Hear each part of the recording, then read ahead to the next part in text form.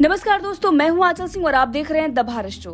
दोस्तों, इस वक्त महाराष्ट्र में अजीत पवार को लेकर घमासान मचा हुआ है। एक तरफ अजीत पवार अपनी पार्टी छोड़कर बीजेपी में आ रहे हैं, ऐसी खबरें चल रही हैं, तो वहीं दूसरी तरफ एकनाथ शिंदे गुट ने भी बगावती सुर अपना लिए हैं। जी हां, उन्होंने साफ तौर पर कह दिया है कि अगर अजीत पवार एनसीपी का नेता बीजेपी के साथ कोई भी हाथ मिलाता है या फिर अजीत पवार अपने विधायकों के साथ बीजेपी के साथ आते हैं, गठबंधन करते हैं, तो हम उनका साथ छोड़ देंगे, हम बीजेपी का साथ छोड़ देंगे। जी हां, एकनाथ शिंदे और देवेंद्र फडणवीस के बीच में शायद अजीत पवार को लेकर घमासान मच गया है, क्योंकि जिस तरीके से एकनाथ शिंदे गुट के प्रवक्ता बयान दे रहे हैं, इससे साफ जाहिर है कि एकनाथ शिंदे जो है अजीत पवार से खुश नहीं है और अब वो बीजेपी का दामन छोड़ सकते हैं अगर अजीत पवार बीजेपी के साथ आए।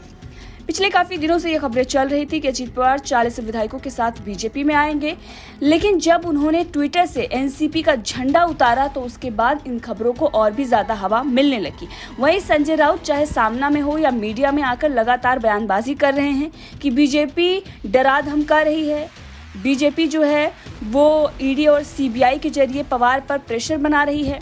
हालांकि इस पर अजीत पवार ने संजय राउत को लताड़ा भी है, लेकिन लगातार ये खबरें चल रही हैं। अब इन्हीं खबरों के बीच में जब एकनाथ शिंदे गुट के प्रवक्ता संजय शिरसाट से ये सारे सवाल पूछे गए तो उन्होंने इस पर जवाब देते हुए ये कह दिया कि अगर ऐसा होता है, अगर अजीत पवार बीजेपी के साथ आते हैं तो हम महाराष्ट्र में सरकार का हिस्सा नहीं होंगे, यानी कि हम बीजेपी का दामन छोड़ देंगे, हम बीजेपी के साथ नहीं रहेंगे, गठबंधन तोड़ लेंगे।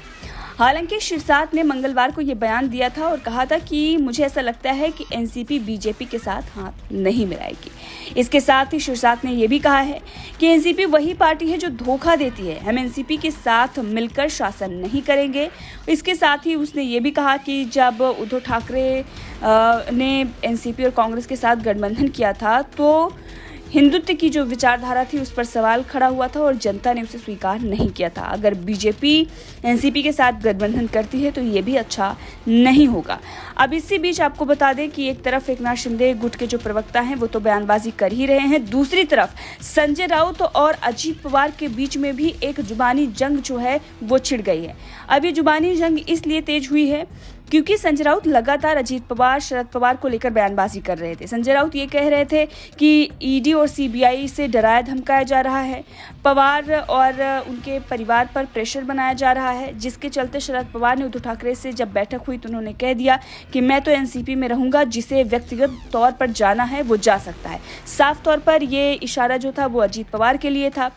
अब जैसे ही संजय राउत ने इन बातों को मीडिया में रखा, उसके बाद तुरंत अजीत पवार का भी इस पर बयान आया। उन्होंने कहा कि कुछ लोग अपने दल में रहते हुए भी एनसीपी के प्रवक्ता बन गए हैं। अब जैसे ही उन्होंने संजय राउत को फटकारा, संजय राउत भड़क गए।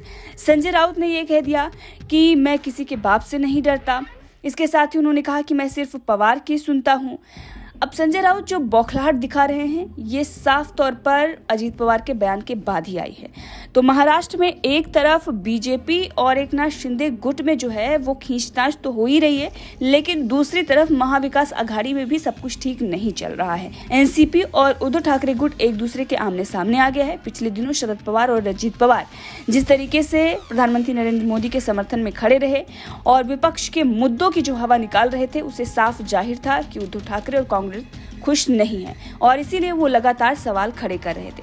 बहरहाल एकनाथ शिंदे गुट के प्रवक्ता ने जिस तरीके से बयानबाजी की है, इस पर आपका क्या कुछ कहना है, कमेंट करके जरूर बताइएगा।